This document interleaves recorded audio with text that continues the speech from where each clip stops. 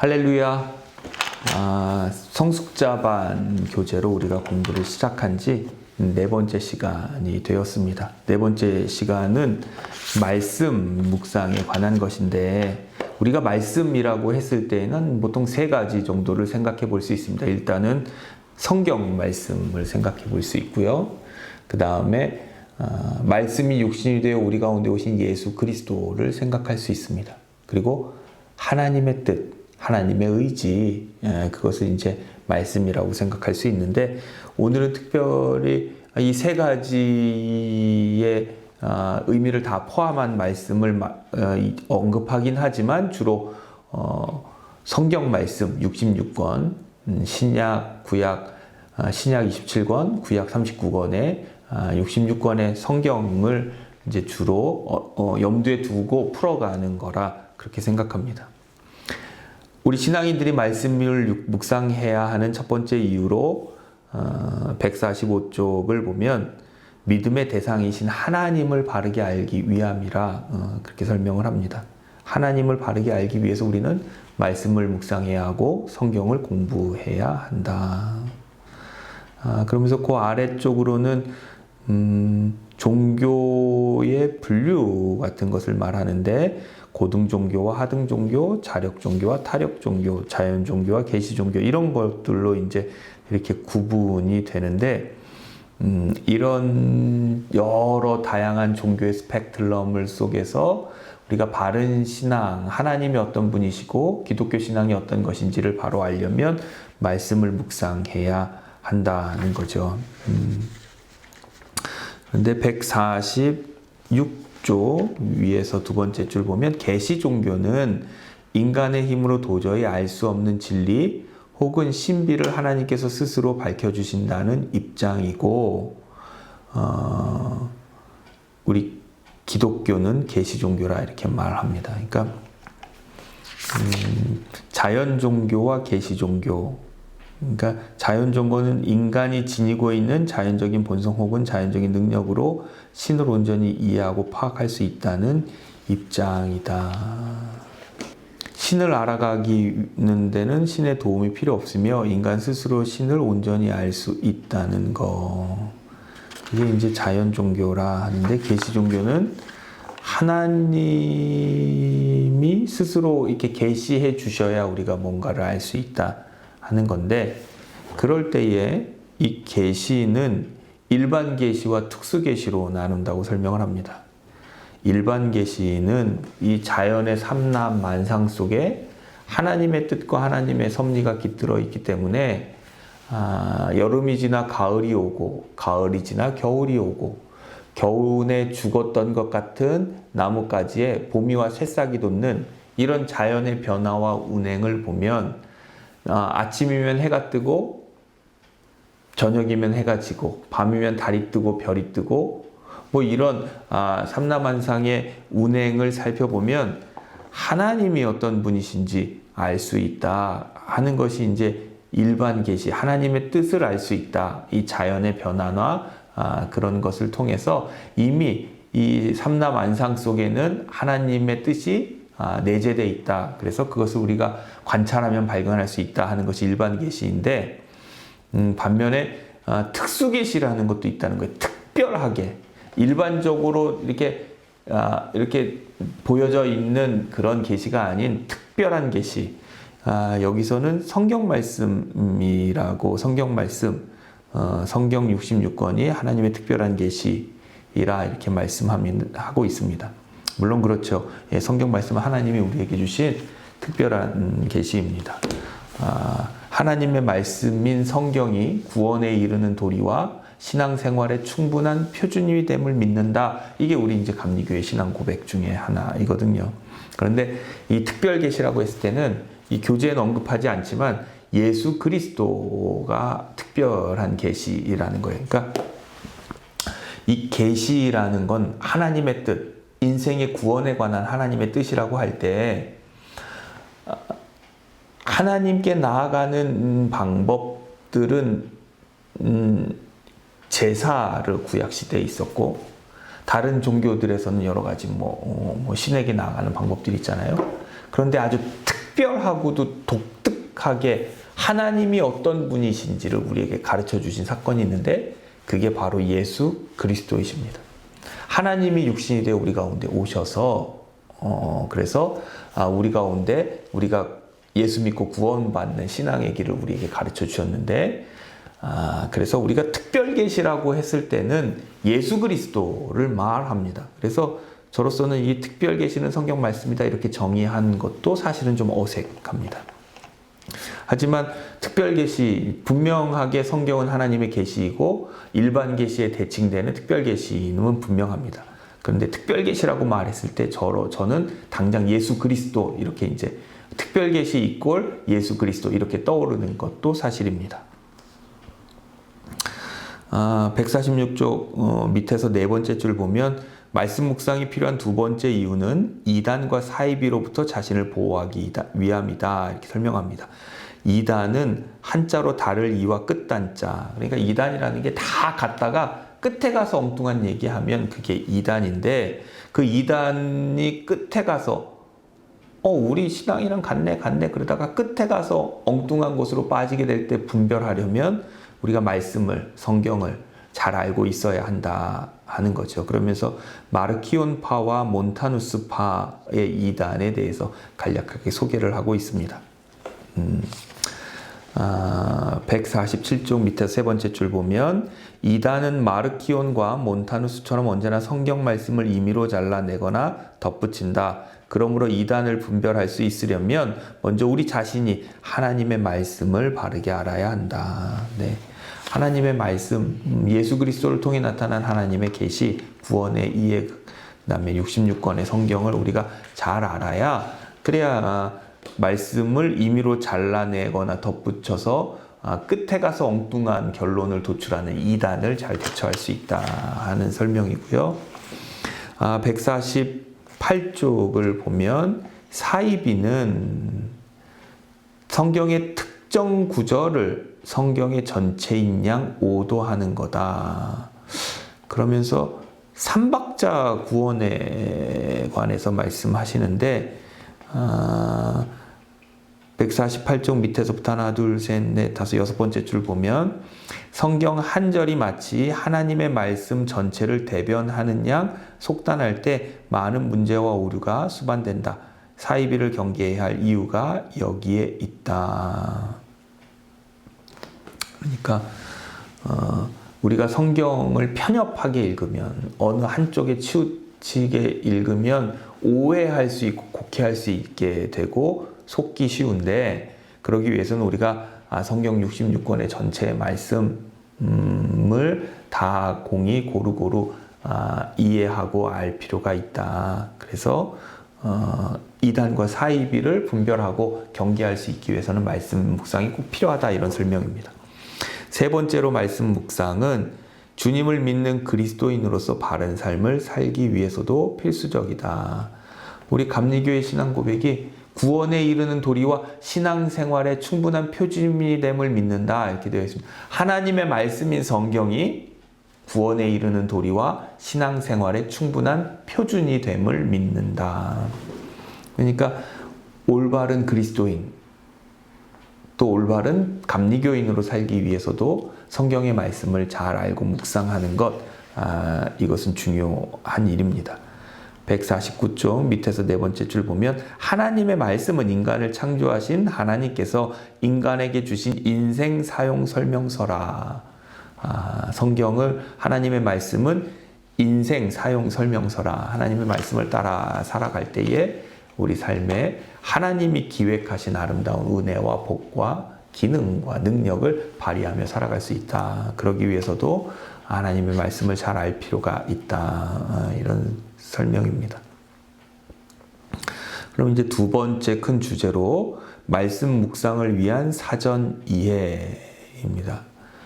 성경관에 대해서 먼저 언급하는데요. 어떤 관점으로 성경을 보느냐에 따라서 그것을 해석하고 이해하고 적용하는 데 있어서 많은 천차만별일 거예요. 그러니까 이 어떤 성경 말씀을 어머니의 유훈으로 여긴 유훈만큼의 무게를 두느냐 아니면 친구의 농담 정도로 여기느냐, 어떤 소설의 꾸며낸 이야기 정도로 생각하느냐, 어떻게 생각하느냐에 따라서 그 성경을 대하는 혹은 실천하는 그 무게감이 다를 수밖에 없는데, 이제 어떤 관점으로 보느냐 하는 것은 그것입니다. 첫 번째는 근본주의적 성경관, 근본주의적 성경관을 가진 사람들이 있다는 거죠. 축자 영감설이라고 흔히 하는데요. 근본주의는 하나님께서 성경을 기록하는 사람에게 토시 하나까지도 일일이 불러주어 기록하게 하셨다는 입장입니다. 그렇게 문자 무오설,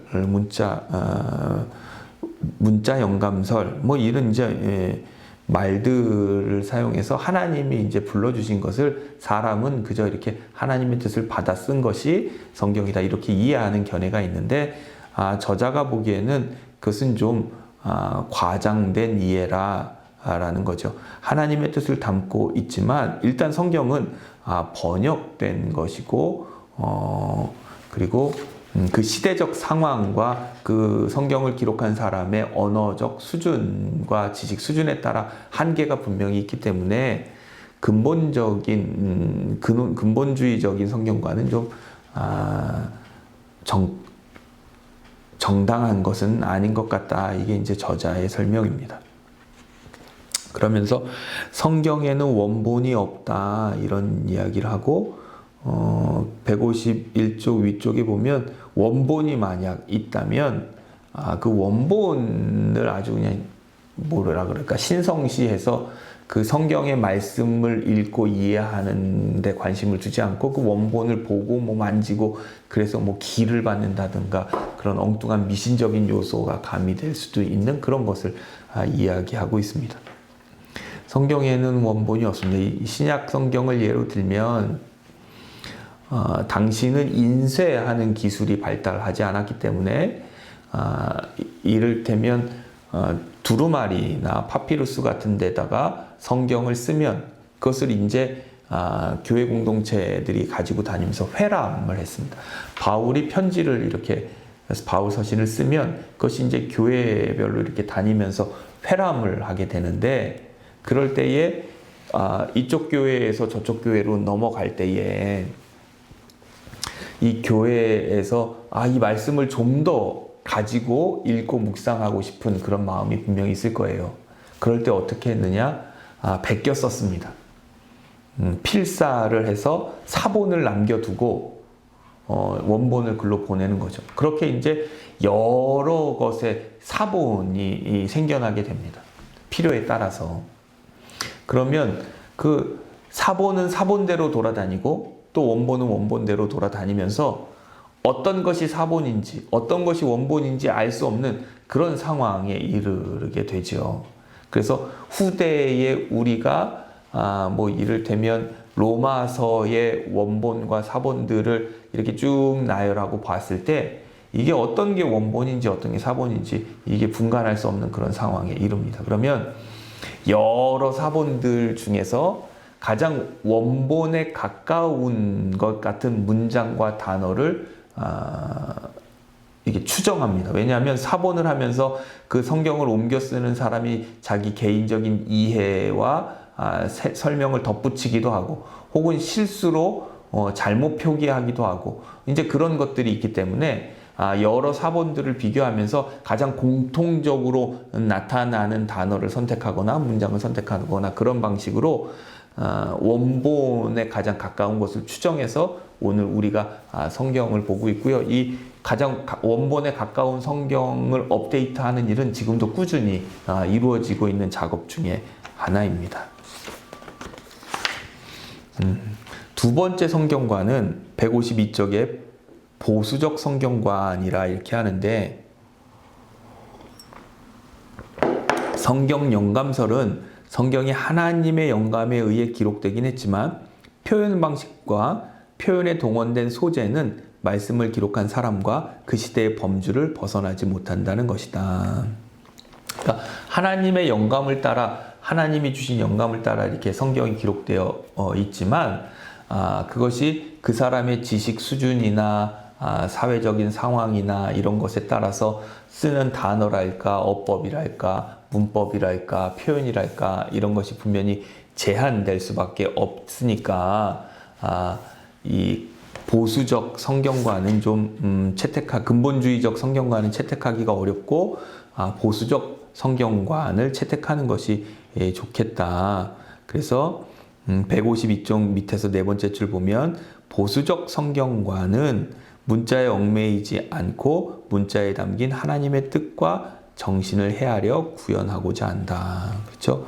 이 문자에 얽매일 수 없는 것은 성경마다 여러 가지 번역들이 있고 또 여러 가지 번역을 같이 읽음으로써 그 성경의 진짜 의미에 가까이 다가갈 수 있기 때문에 문자에 얽매이기보다는 문자에 담긴 그 의미를 헤아려 이해하는 것이 더 중요하겠다.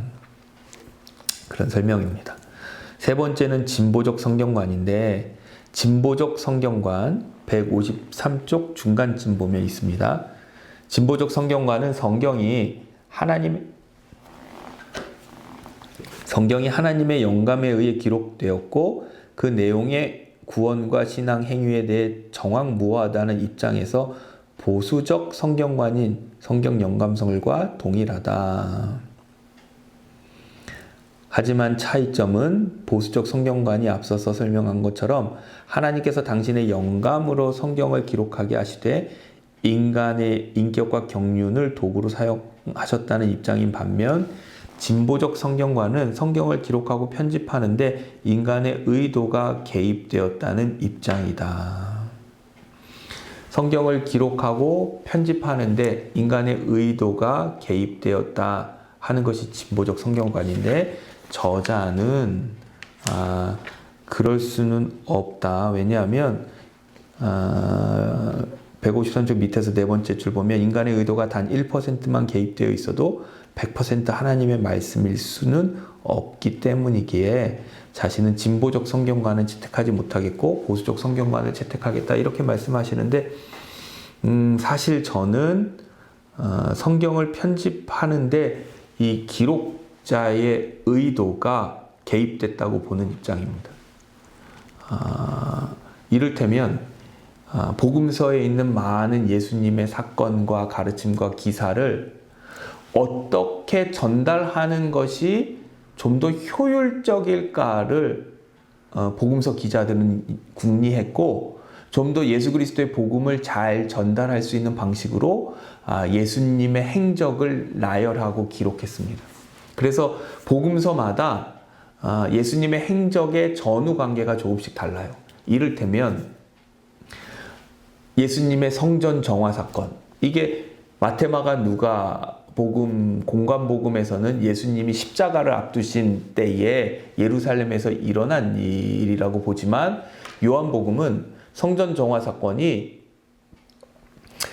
아주 예수님의 공생의 초기에 일어난 것으로 보고 있습니다. 그러니까 성전 정화 사건은 예수님의 구원 사역에서 아주 중요하고도 상징적인 그런 사건인데 그것을 어떻게 이해하느냐, 그 복음을 어떻게 받아들이고 설명하느냐에 따라서 어떤 복음서는 예수님의 후기에 놓기도 하고 또 어떤 복음서는 초반에 놓기도 하고 뭐 이렇게 달라진다는 거예요. 이게 복음을 이해하고 경험한 인간의 의도가 이 기록하고 편집하는 데 개입되었다. 저는 그렇게 보는 입장입니다. 그러니까 사실 이렇게 보수적 성경관, 진보적 성경관 이렇게 딱딱 구분짓고 나는 보수적이야, 보수적 성경관이야, 나는 진보적 성경관이야 이렇게 선택하는 게 사실 마음이 편하지는 않지만 굳이 제가 하나를 정하자면 저는 진보적 성경관에 가까운 것 아닌가 이런 생각을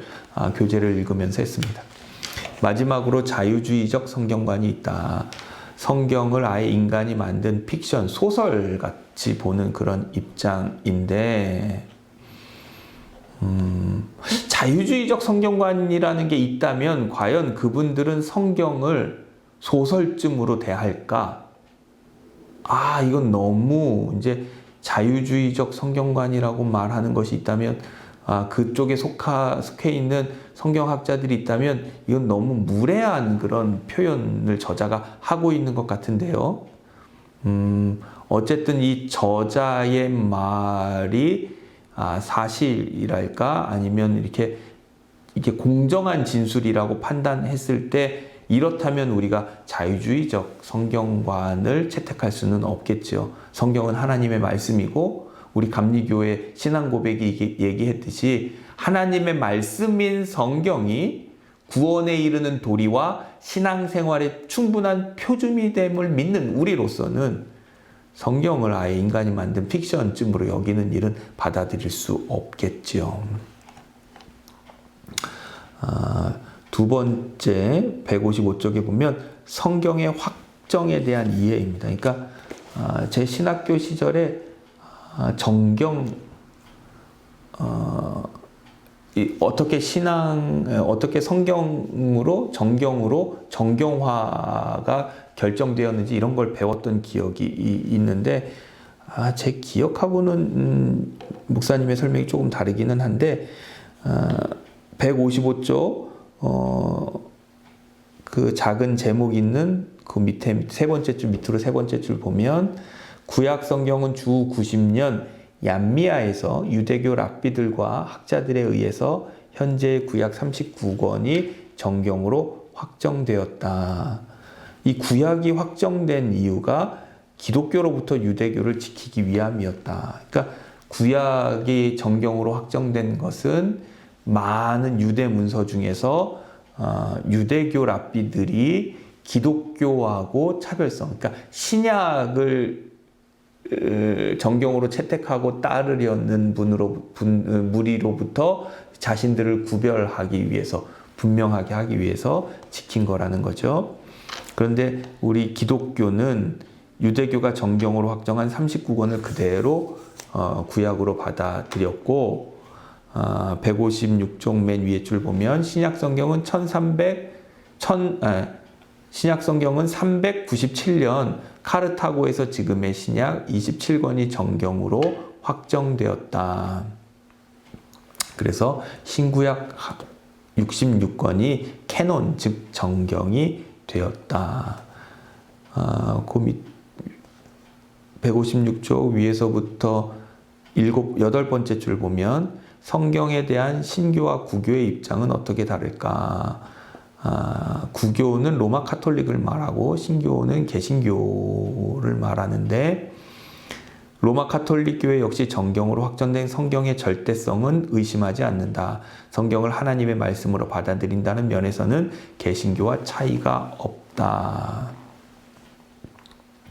그런데 그 정경을 결정하고 확정하는 것은 모두가 카톨릭 교회 지도자들이었는데 그 지도자들의 결정, 공회의 결정을 너무 중요하게 여기기 때문에 이 그들의 말에 따라서 정경이 오락가락 하는 거, 그것은 좀 문제가 될 수 있다. 이렇게 저자는 얘기합니다. 그러니까 정경은 66권으로 딱 결정되었는데 카톨릭 교회의 지도자들이 이거 말고 어떤 이를테면 외경 중에 베드로 복음서라든지 마리아 복음서 이런 것들이 있거든요. 유명한 건 도마 복음서죠.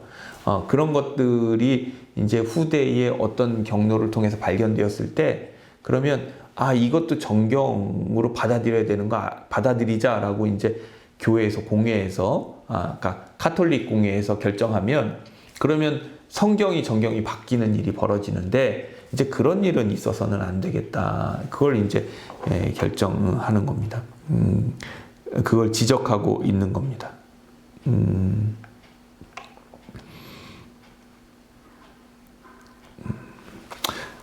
우리는 이 성경 66권이 익숙하지만 이 외경이라는 것도 있고 어떤 외경은 카톨릭 신자들에게는 정경 밖의 정경이라고 해서 이게 정경에 버금가는 그런 권위를 주기도 하는데 이 정경과 외경에 관해서는 이게 우리 신앙에 도움이 되는 거, 그러니까 예수 그리스도를 믿고 따르는 신앙에 도움이 된다면 저는 이 외경도 읽고 공부할 필요가 있겠다 이렇게 생각합니다. 그러니까 예수 그리스도에 관한 증언, 성경이 우리에게 전해주고 있는, 복음서가 우리에게 전해주고 있는 예수 그리스도에 관한, 구원에 관한 그것을 훼손하지 않는다면 하나님의 말씀인 외경들 속에서도 우리가 신앙의 교훈을 발견할 수 있다. 저는 그렇게 생각합니다. 그래서 이렇게 외경이 꼭 필요한가에 대해서는 회의적이지만 외경을 배격해야 되는가? 그건 또 아니라고 생각합니다. 저도 도마복음서 같은 거는 좀 이렇게 읽고 공부해 봤는데, 물론 이것은 이제 어떤 부분이 이제 우리가 가지고 있는 네 개의 복음서와 좀 다른가, 뭐 또 어떤 부분이 같은가, 뭐 이런 이제 비교하고 더 예수님이 본래 처음에 비유를 말씀하셨을 때의 상황 같은 것을 추측하는 데서는 이제 다양한 이제 기록들을 보는 게 유리하니까 그런 경우에 도움이 될 수 있다 이렇게 생각합니다. 그 다음에 158쪽 중간쯤 보면 성경의 장과 절이 언제 구분되었는가에 관해서 설명하고 있는데,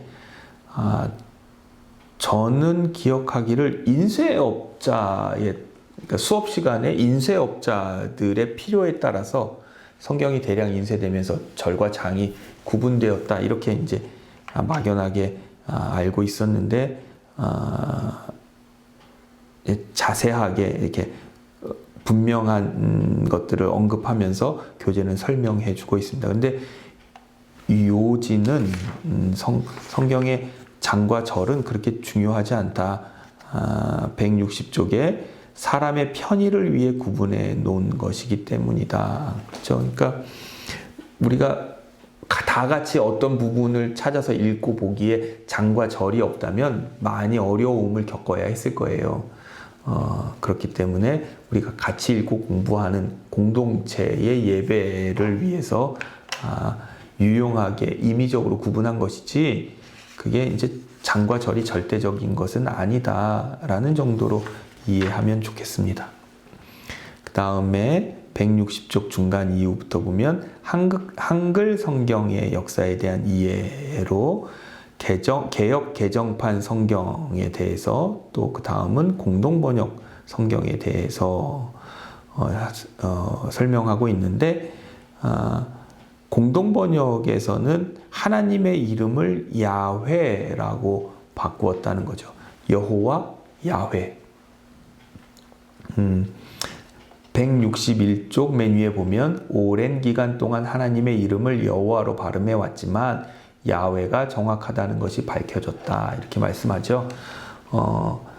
학자들의 연구에 따르면 하나님의 본래 이름을 발음하는 방식이 여호와라기보다는 야훼에 더 가깝다. 지금 그렇게 많은 분들이 생각하고 그렇게 공론화가 되어 있는 상황입니다.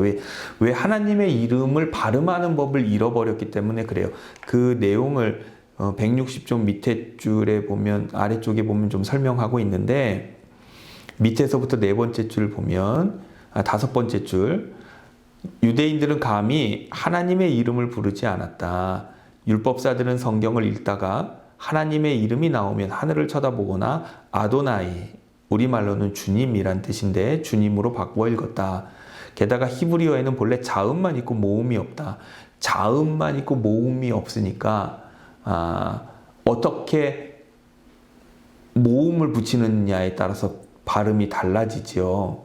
그래서 여호와, 이것을 원래 표기를 따르면 이응, 히읗, 이응만 되어 있는 거잖아요. 그러니까 이응, 히읗, 이응에 모음을 어떻게 붙이느냐에 따라서 오, 하, 우 뭐 이런 식으로 또 이제 발음을 바꿀 수도 있는 것인데, 이제 히브리어를 연구하고 또 하나님의 이름에 대한 연구가 이어지면서 야훼라 발음하는 것이 더 본래에 가깝다라고 이제 많은 학자들이 공감하게 됐던 거죠. 그래서 지금은 야훼가 더 하나님의 이름에 가깝다 이렇게 말하고 생각하고는 있지만 그래도 우리가 가지고 있는 성경에 여호와라고 기록되어 있고 그래서 여호와라는 이름이 더 교회 현장에서 많이 쓰여지는 그런 상황입니다. 그리고 161쪽 중간쯤 보면 표준세번역 성경에 대해서 설명하고 있는데 이 한글 성경에 관해서 저자의 권면은 여러 번역본을 비교하여 볼 때에 성경을 더 잘 이해할 수 있다.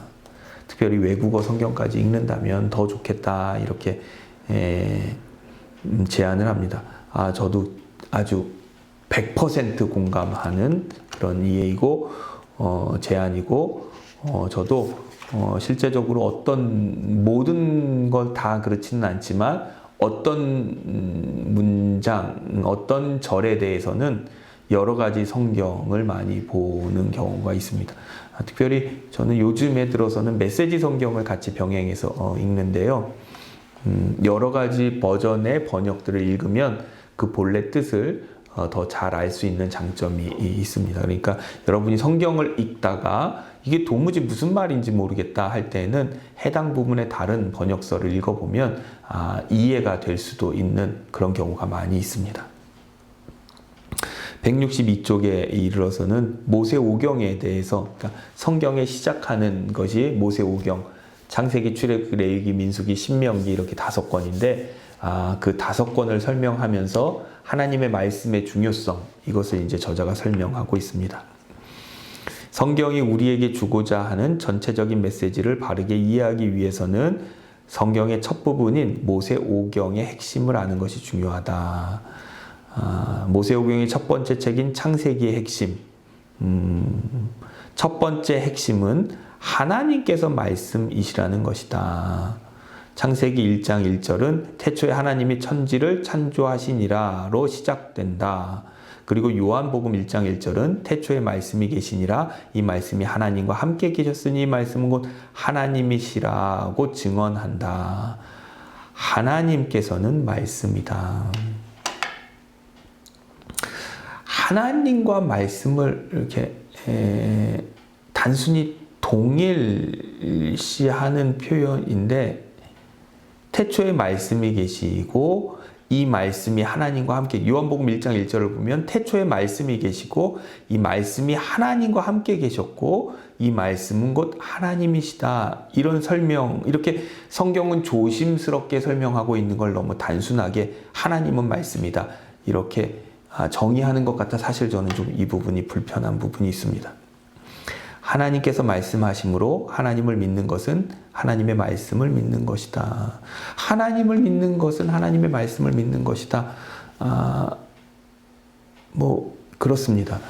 제가 하나님과 하나님의 말씀을 이해하는 방식은 이렇습니다. 비유하자면 아이들이 학교에 가면 반장이 있습니다. 이를테면 반장이 선생님한테 가서 선생님의 말씀, 아이들에게 전달해 주어야 하는 선생님의 말씀을 반장이 듣습니다. 오늘은 집에 가서 영어 숙제하고 꼭 가기 전에 자기 책상 정리하고 가라. 이게 이제 선생님이 반장에게 전해준 말입니다. 그러면 이제 반장이 교실에 와서 얘들아 선생님이 집에 가도 좋은데 가서 숙제 꼭 하고 가기 전에 꼭 자기 책상 정리하고 가래. 지금 아이들은 누구를 통해서 말을 듣죠? 반장이 하는 반장의 말을 듣고 있습니다. 근데 반장이 하는 반장의 말이지만 그게 사실은 누구 말이에요? 선생님 말씀이죠. 그러니까 반장의 입을 통해서 나오는 반장 말을 듣지만 아이들은 실제적으로 선생님 말씀을 듣고 있는 거죠. 제가 하나님의 말씀을 이해하는 방식도 그래요. 우리는 이 성경을 통해서 목사의 설교를 통해서 하나님의 말씀을 이해하게 되지만 그것이 권위가 있는 것은 본래 하나님의 말씀을 전달하는 거기 때문에 그렇습니다. 그래서 하나님의 말씀, 하나님이 말씀이다. 천지 만물을 하나님의 말씀으로 창조하셨지만 하나님을 어떤 말씀과 하나님은 말씀이다 이렇게 단순하게 동일시하는 이해는 하나님을 이해하는 데 있어서 너무 단순화, 축소화하는 우려가 있지 않나, 저는 이런 염려가 좀 있습니다. 두 번째 핵심은 162쪽 밑에서 세 번째 줄, 하나님께서 태초의 말씀으로 가정을 세우셨다는 것이다. 그래서 창세기에 있어서 가정이 얼마나 중요한가, 그것이 창세기의 핵심이라는 거예요. 창세기는 하나님이 말씀이시라는 것과 그 말씀으로 가정을 세우셨다. 이게 창세기의 핵심이라 이렇게 설명합니다. 두 번째는 출애굽기인데 164쪽 밑에서 3분의 1쯤 보면 모세오경의 두 번째 책은 출애굽기이다. 출애굽기의 첫 번째 핵심은 출애굽이 6월절에 이루어졌다는 점이다. 그러니까 출애굽기에서 중요한 것은 6월절이고, 이 6월절 어린 양이 예수 그리스도를 표상한다는 것이 중요하다는 거죠. 165쪽 중간쯤 보면 고린도전서 5장 7절이 예수님을 가리켜 6월절 어린 양이라고 부르는 것은 예수님께서 우리의 죄값을 대신 치르시기 위해 십자가에서 피 흘려 돌아가심으로 하나님의 심판이 우리에게 넘어가셨기 때문이라고 했다. 이렇듯 하나님께서 이스라엘 백성에게 베풀어 주신 6월절의 사랑에 의해 이스라엘 백성의 불가능한 출애굽은 가능하게 되었다. 출애굽기에서 중요한 첫 번째 핵심은 6월절이고, 예수 그리스도께서 6월절에 어린 양이 되어 주셨다. 두 번째 핵심은 출애굽의 목적이 말씀을 주시기 위함이다는 거예요. 십계명을 첫 번째로 받게 되지요. 166쪽 위에서 두 번째 줄, 신명기 9장 10절은 하나님이 손으로 십계명을 기록하셨다고 보다 구체적으로 밝히고 있다. 한 줄 내려서 십계명은 하나님께서 모세를 통해 이스라엘 백성에게 주신 하나님의 말씀이 축약된 하나님의 백성이 반드시 지켜야 할 윤리 장전이다. 하나님께서 이스라엘 백성을 출애굽시킨 것은 그들에게 그렇듯 중요한 당신의 말씀을 주시기 위함이다. 그 아랫단에 보면 출애굽기 엑소도스를 설명하면서 자기 중심의 길에서 벗어나 가나안, 즉 영원하신 하나님의 약속의 말씀을 향해 가는데 출애굽기라는 그 단어의 의미가 담겨 있다, 이렇게 설명하고 있습니다. 모세오경의 세 번째 책은 레위기인데, 레위기의 첫 번째 핵심은 거룩하신 하나님의 백성은 자기 자신을 거룩하게 구별해야 한다는 것이고, 거룩하게 구별하는 것은 167쪽 중간쯤 보면 거룩하다는 것은 구별하는 것이다. 자기 스스로 하나님의 자녀답게 자신을 구별하는 것이 거룩이다. 그대가 거룩한 그리스도인으로 살아간다는 것은 세상 풍조를 따르지 않고 오히려 하나님의 말씀을 쫓아 세상 풍조로부터 그대 자신을 스스로 구별하는 것이다. 말씀을 지켜 행하는 것, 그것이 거룩이고 구별이다. 이런 설명입니다. 두 번째 핵심은 거룩한 구별은 하나님의 말씀에 의한 제사에서 시작된다. 예배로부터. 그러니까 레위기는 하나님께 나아가는 법을 우리에게 설명해 주고 있는데, 그것이 바로 예배이고, 예배가 구별된 삶, 거룩한 삶의 시작이고, 그것이 레위기의 두 번째 핵심이라는 거죠.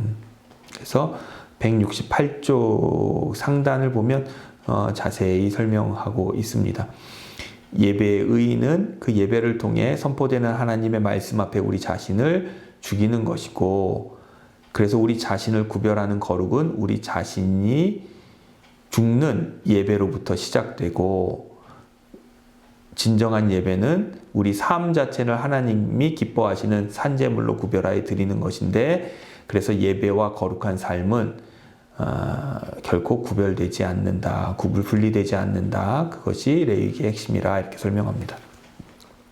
네 번째는 민수기인데, 민수기의 첫 번째 핵심은 출애굽한 이스라엘 백성을 하나님께서 계수하셨다는 거죠. 첫 번째 핵심은 이게 애굽을 떠나자마자 하나님이 이스라엘 백성들의 수를 계수했는데, 169쪽 위에서부터 6번째 줄 보면 계수 결과 가장의 수는 60만 3,550명이었다.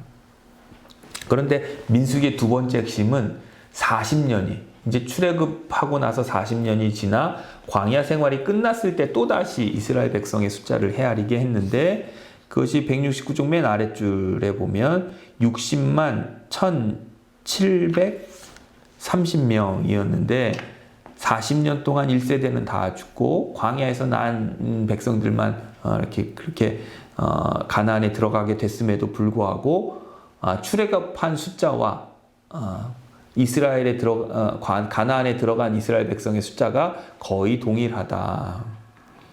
그것을 확인하기 위한 것이 이 민수기의 핵심이라 이렇게 설명합니다. 그래서 위에서부터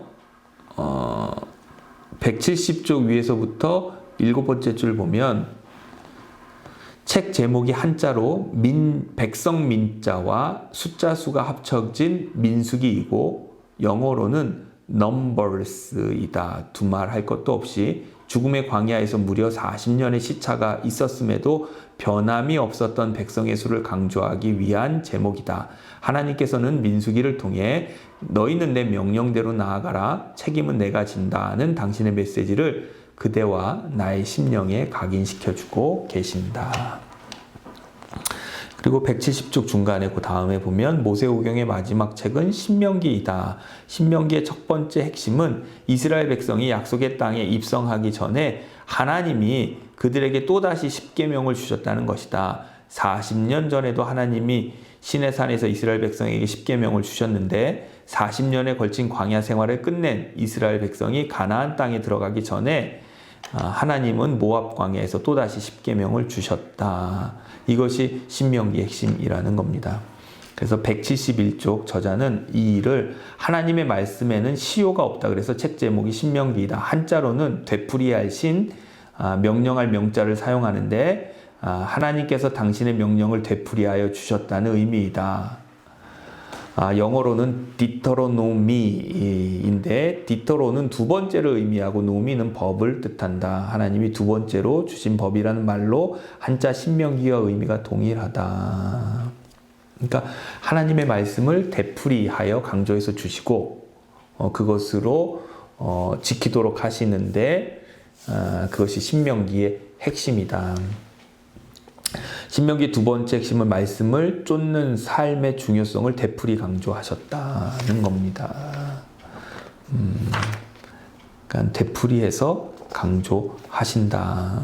그것이 신명기의 핵심이다. 이렇게 설명합니다. 173쪽 맨 위에서 두 번째 줄 이상 살펴본 것처럼 모세오경은 단순히 이스라엘의 역사적 기술이거나 우리와 무관한 구시대의 율법 내용이 아니다. 거듭거듭 말씀의 절대성을 일깨워주는 하나님의 말씀이다. 한마디로 모세오경의 핵심은 하나님의 말씀대로 살라는 것이다. 하나님의 말씀대로 사는 사람이 자기 인생을 바르게 건져 올릴 수 있다. 네. 이렇게 이제 모세오경, 창세기, 출애굽기, 레위기, 민수기, 신명기에 담긴 핵심, 그것을 통해서 얼마나 하나님의 말씀을, 하나님의 율법을 지켜 행하는 것이 중요한가 강조되었다고 저자는 설명하고 있고, 이어서는 말씀 묵상의 방법에 대해서 말씀은 묵상하는 방법이 세 가지가 있는데 173쪽 밑에서부터 하나, 둘, 셋, 넷, 다섯, 여섯, 일곱, 여덟 번째 줄 보면 첫째는 눈에 보이는 대로, 보는 대로 혹은 보이는 대로 인식하는 단계. 눈에 보이는 것을 보는 대로 혹은 보이는 대로 인식하는 단계. 빨간 것이 보이면 빨갛구나. 아름답게 보이면 아름답구나. 나쁘게 보이면 저건 나쁘구나 하고 그냥 받아들이는 것이다. 두 번째는 보이는 것을 통해 보이는 것 너머에 보이지 않는 것을 인식하는 단계. 그러니까 보이지 않는 이면을, 그 이면의 본질을 헤아리려고 하는 것이죠. 누군가 제게 이렇게 장미꽃을 주었잖아요. 그 첫 번째는 장미가 노랗구나. 장미가 예쁘구나. 그게 이제 첫 번째 단계라면 두 번째는 그 장미를 보고 받음으로 이 사람이 나를 좋아하는구나. 이 사람이 나에게 애정이 있구나 하는 것을 보이지 않는 것을 헤아릴 줄 아는 거 이제 그게 두 번째 단계라는 거죠. 마지막 단계는 174쪽 위에서 다섯 번째 줄 보이는 것 속에서 보이지 않는 이면까지 인식하되 단지 인식으로 그치지 않고 인식한 것을 자신의 삶에 적용하는 단계이다. 그러니까 장미꽃을 제가 선물로 받았는데 그 장미꽃에 그 사람의 애정과 사랑과 존중이 느껴졌다면 저도 그 사람을 사랑하고 존중하고 존경하고 애정으로 대하면서 관계를 유지해가는 그런 것이 있어야지 저 사람은 나를 좋아하네? 라면 이제 이 두 번째 단계에서 멈추는 것이고 그것을 받아들여서 관계를 유지하고 헤아리면 이제 세 번째 단계까지 나아가야 한다. 이렇게 설명합니다. 이것을 이제 마태복음 16장 13절로 18절에 베드로의 신앙 고백을 예로 들어서 저자는 설명을 시도하고 있습니다. 가이사라 빌립보에서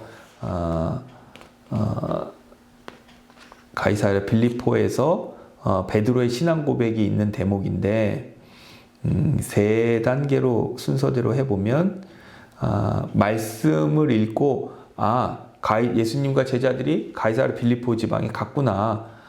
예수님이 사람들이 예수님을 누구라고 생각하는지를 물어보셨구나. 그랬더니 사람들은 세례 요한, 엘리야, 예레미야, 선지자 중에 하나라고 생각했구나. 그때 베드로가 주는 그리스도시요 살아계신 하나님의 아들이라고 고백했구나. 뭐 이렇게 이제 말씀을 통해서 이제 이루어졌던 일들, 지명, 사실 이런 것을 확인하고 인식하는 것. 그것은 이제 첫 번째 단계이지요. 그럼 이제 두 번째 단계는 무엇인가? 베드로의 신앙 고백이 얼마나 위대하고 놀라운 것이었는지를 이해하는 것이라 설명합니다.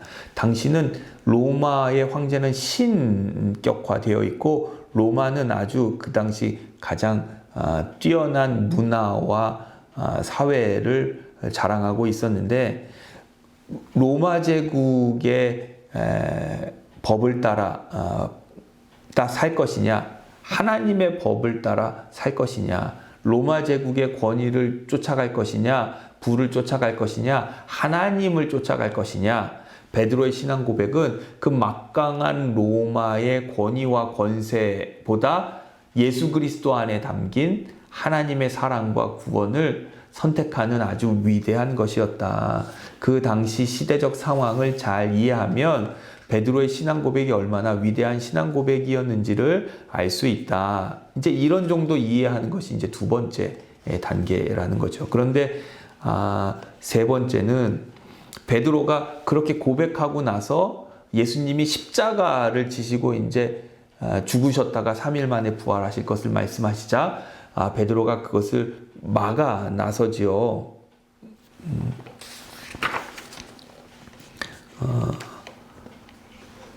교재로 180조 위에서부터 9번째 줄 보면 두 번째 단계에서 베드로의 고백은 한마디로 이 세상을 압도하고 있는 황제의 논리를 따르지 않고 주님의 논리를 따르겠다는 고백이다. 조금 내려와서 다시 말해 로마 제국이 추구하고 자랑하는 세상의 힘, 인간의 지식, 육체의 아름다움을 삶의 목적으로 삼는 것이 아니라 예수님께서 이 땅에서 친히 보여주신 진리의 말씀을 쫓아 살겠다는 다짐이다.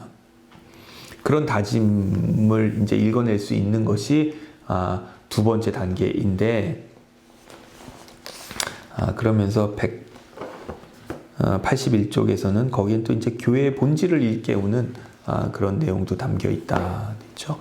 그 다음에 182쪽 위에서 네 번째 줄 보면 세 번째 단계인 적용의 단계이다. 적용의 단계를 설명하면서는 베드로가 아주 뛰어난 신앙의 고백을 통해서 황제의 논리를 배격하고 주님을 따랐지만 그것을 실천한 의지에까지 이르지는 못했다 이렇게 설명합니다. 183쪽 중간쯤 보면 그는, 여기서 그는 베드로겠죠. 황대의 논리를 뛰어넘어 영혼의 논리의 절대성을 깨달은 은총은 위로부터 입었지만 그 깨달음의 은총을 삶으로 실천한 의지와는 아직 거리가 먼 상태였다. 왜냐하면 마태복음 16장 22절에 베드로가 예수를 붙들어 항변하여 주님이 가신 길을 막았다는 거죠. 주님이 가신 길을 막았을 때 주님은 183쪽 맨 밑에 줄에 보면 사탄아 내 뒤로 물러가라. 너는 나를 넘어지게 하는 자로다. 내가 하나님의 일을 생각하지 않고 도리어 사람의 일을 생각하는도다. 이렇게 책망하셨다는 거예요.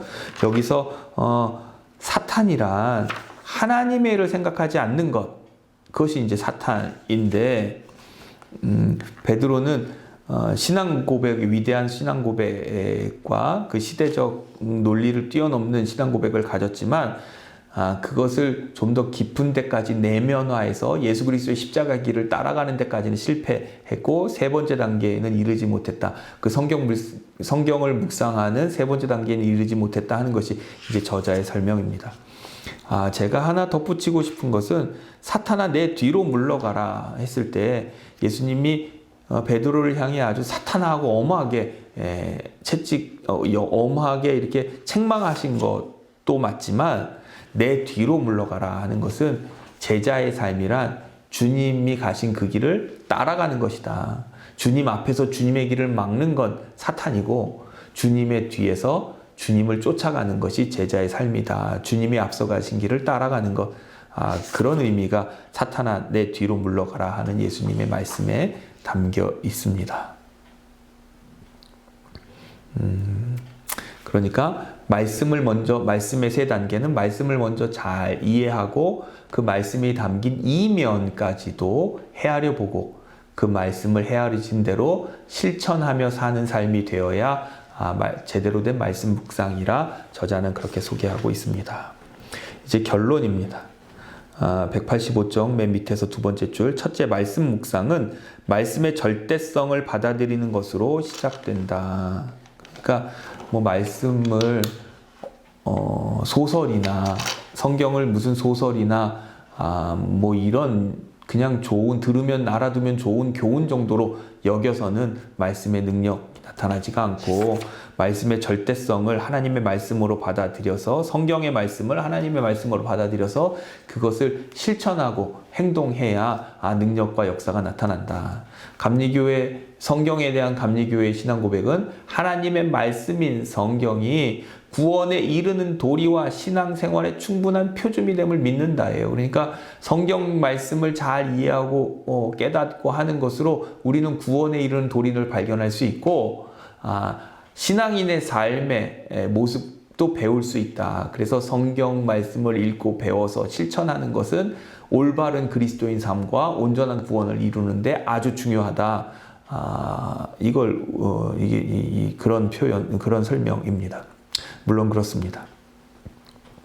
186쪽 위에서부터 8번째 줄, 둘째 말씀 묵상은 현재 주어진 자기 삶의 자리를 통해 충만해진다. 그러니까 말씀을 살아내야 할 것, 말씀을 실천해야 할 것은 우리가 살고 있는 하나님께서 주신 나의 삶의 자리이다. 그리고 마지막으로 186쪽 맨 밑에 줄에 보면 성경 필사를 권면하고 있습니다. 그리고 성경 필사를 할 때 한쪽에는 성경을 필사하고 다른 쪽에는 성경을 필사하는 중에 얻은 깨달음과 자신의 삶을 적용해서 실천한 내용을 기록하는 것이 좋겠다. 이런 제안을 덧붙이고 있습니다. 이 성경 말씀 묵상에 대한 주제를 제가 소개하면서 좀 이렇게 산만해서 그런 경향이 있는 것 같아서 그리고 이게 좀 핵심을 바로 짚어서 좀 분명하게 전하는 것에 좀 미숙한 것 같은 우려가 됩니다. 혹시라도 저와 제가 가지고 있는 견해와 이 저자가 설명하고 있는 견해가 큰 틀에서는 아니지만 아주 작은 틀에서 이렇게 사소한 것들 중에서는 차이가 있기 때문에 생긴 일이었고요. 혹시라도 질문이나 저자의 의도라든지 혹은 그것을 이해하는 저의 이해라든지 이것에 있어서 궁금증이 있으면 성경 공부 시간에 목사님들께 말씀해 주시고요. 그러면 제가 다음 시간에 그것을 좀 더 설명할 수 있도록 그렇게 하겠습니다. 이것으로 오늘 강의는 마치겠고요. 다음 주는 제가 연회가 있습니다. 연회를 참석해야 해서 다음 주는 주님의 기도인데 다음 주 강의 영상은 이재용 목사님께서 준비해서 찍어 주실 것이고요. 그 다음 주 10계명은 우람 목사님께서 그렇게 준비해서 찍어 주실 겁니다. 저는 2주 지나 사도신경 7장으로 다시 여러분들 만나 뵙도록 하겠습니다. 물론 저희 반은 저와 함께 수요일 저녁에 2번 다 공부하게 됩니다. 단 이제 강의 영상은 두 목사님이 차례대로 한 강씩 찍어주신다는 거. 그래서 저는 3주 후의 영상으로는 다시 뵙도록 하겠습니다. 기도하겠습니다. 사랑과 긍휼이 많으신 하나님, 말씀으로 이 세상을 창조하신 하나님, 그 말씀의 위대한 능력 우리가 누리며 경험하며 알아가길 원하는데 성경의 말씀을 읽고 깨닫고 실천함으로 하나님이 우리에게 계획하신 놀라운 일들을 더욱 깊이 경험해 나아가는 우리 믿음의 삶 되게 하여 주옵소서. 오늘 우리가 말씀에 대해서 생각할 때에 성경을 더욱 가까이 두게 하시고 말씀을 읽고 생각할 때에 그 뜻이 더욱 분명히 확연히 깨달아지며 또 성경을 필사할 때에 그 은혜와 은총 속에 거하게 하시어 하나님의 말씀을 따라 우리 구원의 온전한 신앙인의 삶에 더욱 분명하게 다가가는 우리 모든 성도들 되게 하여 주옵소서. 공부하고 말씀을 나누고 은혜를 나눌 때 하나님 함께하여 주셔서 참으로 풍성한 성경 공부 시간 되도록 주님 도와 주옵소서. 한 주간도 주님 지켜주시기를 간절히 원하오며 우리 구주 예수 그리스도의 이름으로 기도드립니다. 아멘. 우리 모든 성도들 되게 하여 주옵소서. 공부하고 말씀을 나누고 은혜를 나눌 때 하나님 함께하여 주셔서 참으로 풍성되도록 주님 도와 주옵소서. 한 주간도 주님 지켜주시기를